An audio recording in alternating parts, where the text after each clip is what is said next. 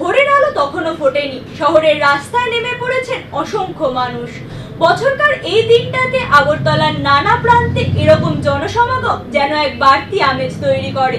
মন বলে অপেক্ষা শেষ, কদিন পরেই দুর্গাপুজো। মহালয়ার দিনে এরকম দৃশ্যকল্প দেশের অন্য কোনো বাংলাভাষী অধ্যুষিত রাজ্যে পাওয়া যাবে না। ভোরবেলায় রেডিওতে বীরেন্দ্রকৃষ্ণ ভদ্রের স্তোত্রপাঠ শুরুর আগেই শহরের নানা অংশ থেকে রাস্তায় নামেন বাসিন্দারা। চলে দীর্ঘ সময় এক অন্য ধরনের প্রাতঃভ্রমণ। পুজোর 4টে দিনের মতো ঠাকুর দেখতে বেরোনোর আনন্দে নয়, আসলে এ যেন শারদোৎসব শুরুর এক অন্য মাপের ঘোষণা।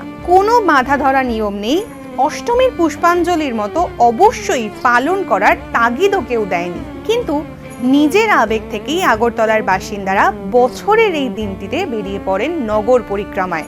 চলার পথেই অনেকে আবার জড়ো হন এমবিবি কলেজ চত্বর বা শহরের বিভিন্ন পার্কে। নানা অনুষ্ঠানের আয়োজন করা হয় ওইসব জায়গায়। বাঙালি বরাবরই আবেগপ্রবণ, কিন্তু এভাবে নিজেদের প্রিয় উৎসবের শুরু করাটা আগরতলার একান্তই নিজস্ব বৈশিষ্ট্য।